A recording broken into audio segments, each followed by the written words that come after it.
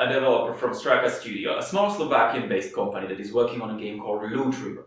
Loot River is essentially an action roguelike which is about shifting dungeons around coming to Xbox and PC.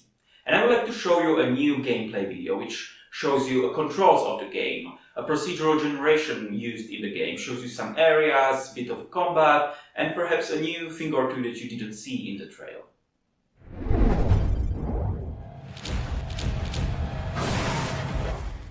Okay, let's actually take it a bit slower. Let's start.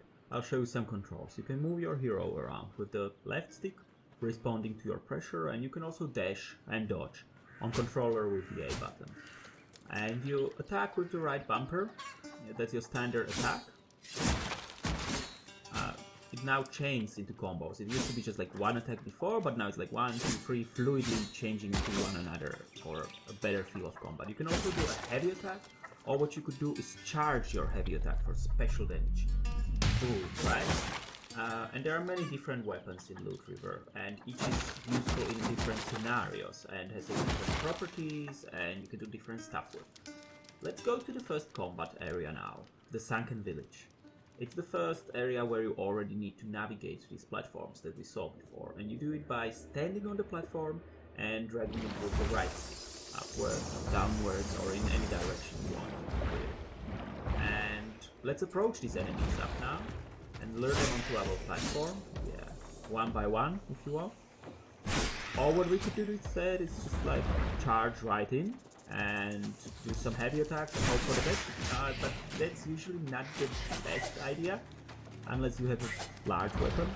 So instead we could, always like isolate them into parts that we can manage, or we could skip them completely and go for the big guy here instead. It's very dangerous, so what I'm gonna do instead is just charge my attack and slam the platform into it, right, for special damage. You see, the levels of Loot River are procedural, but they are handcrafted at the same time. What we do is design lots of smaller areas with possible connections and then let the computer assemble them and look for logical relations in between them. So even from small pool of objects, we're already getting some interesting variations in the levels. Enemies evolve for combat on the platforms. Some can even lock platforms together, preventing you from sliding away until you defeat them, gaining your ability back. Others might wield long-range weapons, able to jump platforms or cause devastating damage. However, most of them have a weakness. Hairy enemies burn really well.